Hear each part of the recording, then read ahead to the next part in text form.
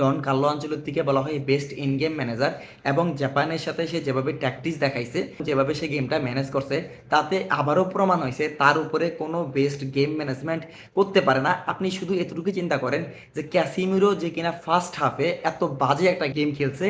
এবং যে গোলটা হয়েছে, যে জাপান যে গোলটা করছেন, সেখানে ক্যাসিমিরোর অনেক বড় একটা ভুল আছে এবং ভূমিকা আছে। তো সেখান থেকে এত বাজেভাবে ডিফেন্সিভলি কোনো কন্ট্রিবিউট করতে পারে না যে ক্যাসিমিরো, যাকে আমরা চিনি, যে ক্যাসিমিরোকে চিনি যে হচ্ছে ডিফেন্সিভলি সলিড। সেখান থেকে আমরা জাপানের সাথে দেখতে পাইছি যে যেভাবে ইন্টেন্সিটিতে জাপান খেলছে ফার্স্ট হাফ, সেই সাথে তাল মিলিয়ে ক্যাসিমিরো আগাইতে পারতেছিল না, এবং অ্যাজ এ ডিফেন্সিভ মিডফিল্ডার হিসাবে সে একটা ইউলো কার্ডও পাইছে। তো ওই হিসাবেই ধরা হইতেছিল যে সেকেন্ড হাফে তাকে আর নামানো হবে না। কিন্তু কার্লো আনচেলত্তি যে মাস্টার মাইন্ড বা মাথার ভিতরে ঘুরে ফেলছে ফার্স্ট হাফ দেখার পরে, যে কোথায় কোথায় যে ব্রাজিল দুর্বল এবং কোথায় কোথায় তাদেরকে উন্নতি করতে হবে, সে ক্যাসিমিরোকে ডাক দিছে, ডাক দিয়ে বলতেছে যে বাবা, তুই তো ম্যানচেস্টার ইউনাইটেডের যে পরিমাণ হেডে গোল করছস, এবং যতটাই গোল করছে, যে ক্যাসিমিরো ম্যানচেস্টার ইউনাইটেডের হয়ে কিন্তু অনেকগুলো হেডে গোল করছে, এবং ডিফেন্সিভ মিডফিল্ডার হিসেবে সে মনে হয় প্লাস 10+ মানে ওইরকম গোল করছে। আমি একজ্যাক্ট নাম্বার বলতে পারবো না, তবে আমি এতটুকু এনশিওর করতে পারতেছি অনেকগুলো গোল কিন্তু সে হেডে ম্যানচেস্টার ইউনাইটেড হয়ে দিছে।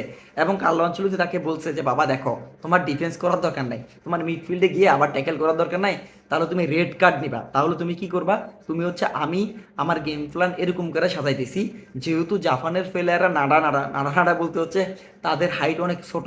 সেই তুলনায় ব্রাজিলের হাইট অনেক বেশি, এবং তারা ওই পরিমাণ কিছু ক্রিয়েট করতে পারে না এই মিডফিল্ড দিয়ে, সেটা ক্যাসিমিরো, পাকিয়েতা বা গুইমারেস, তারা ওই মিডফিল্ডে না, যেখানে আপনি বলতে পারেন রদ্রি, আপনি বলতে পারেন যে পেদ্রি বা ভিতিনিয়ারা যেভাবে ক্রিয়েট করেন, আমি বড় বড় নাম নিলাম, যে লো ব্লকের বিপক্ষে তারা লাইন ব্রেক পাস, বা যে স্ট্রাইকার আছে তাকে 1v1 করে দেওয়া, এরকম কোনো পাস কিন্তু বের করতে পারতেছিল না মিডফিল্ডাররা। এবং টাইম টু টাইম দেখা যেতেছিল যে ব্রাজিলের মিডফিল্ড খালি হয়ে রয়েছে।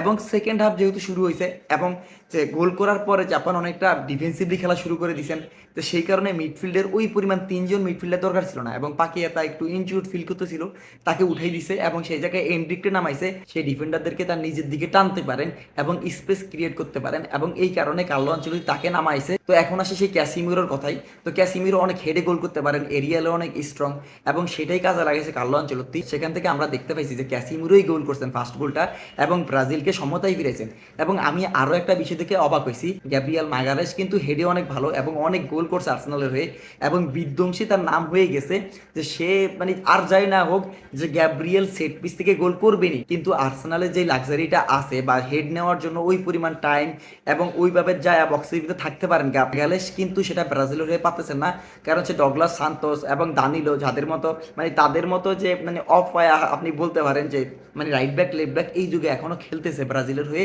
যেই কারণ তাদের ভিতরে কোনো ক্রিয়েটিভিটি নাই, তারা কোনো ক্রস ঢালতে পারেন না। এই কারণে যে গাব্রিয়েল মাগালেসরা বলছে তুমি দাঁড়াও, তুই এখান থেকে মানে তোর কাছে যখন বল থাকবে, মানে কার্লো আনচেলত্তি বলছে যে তোর কাছে যখন বল থাকবে মাগালেস, তোরকে প্রেস করবে না, কারণ তুই ওই থ্রো বল দিবি না। কিন্তু গাব্রিয়েল মাগালেস বল প্লেইং অ্যাবিলিটি অনেক ভালো, এবং আমরা দেখতে পাইছি জাপানের সাথে সে কিভাবে মাথার উপরে একদম পিন পয়েন্ট একদম থ্রো বলগুলা, ক্রসগুলো, আপনি যেটাই বলেন না কেন, থ্রো বলগুলো দিতেছিল বক্সের ভিতরে, এবং সেখান থেকে ক্যাসিমিরো কিন্তু ফার্স্ট গোলটা পাইছেন। এবং এখানে অনেকগুলো কাজ করছেন, দেখছেন যে নাড়া নাড়া যে প্লেয়ার আছে যে জাপানের, আমি নাড়া নাড়া বলতেছি মানে শর্ট শর্ট, তো সেখান থেকে কার্লো আনচেলত্তি আমরা দেখছি গেম, আপনি দেখছেন, আমি দেখছি, সবাই দেখছে, যে যেহেতু জাপানের প্লেয়াররা শর্ট, তাদেরকে এরিয়ালে হিট করতে হবে, যেহেতু আপনি গ্রাউন্ড দিয়ে কোনো কিছু মানে ডেলিভার করতে পারতেছেন না, এবং জাপান একদম সলিড ডিফেন্স করতেছে, সেই কারণে কার্লো আনচেলত্তি এই ট্যাকটিক্সটা বের করছে, এবং একের পর এক কোনো দম নিতে দেয় নাই জাপানের, তারা একের পর এক ক্রস করে গেছেন, এবং সেখান থেকে গোল বের করছেন। কিন্তু একদম ফার্স্ট গোলটা অনেক বেশি দরকার ছিল। তো সেখান থেকে আপনি গ্যাব্রিয়েল মাগালেসকে দেখছেন যে টনি ক্রুসের মতো লং বল দিতে, মদ্রিসের মতো, কেভিন ডি ব্রুইনের মতো যে একদম পিন পয়েন্ট ক্রসে মাথার উপরে ফালাইতেছে, ক্যাসিমিরোর উপরে ভরসা করছেন। এটা অন্য কোনো কোর্স হলে সেটা করতো না, তারা ক্যাসিমিরোকে উঠাই দিত, এবং তার যে অ্যাবিলিটি আছে এবং যে ক্যাসিমিরোর যেভাবে যা তার যে সাইডটা ভালো সবচাইতে বেশি, সেটাই কাজে লাগাইছেন। এবং ইন গেম ম্যানেজমেন্টের দিক থেকে কার্লো আনচেলত্তি হচ্ছেন ম্যান অফ দ্য ম্যাচ এই ম্যাচে।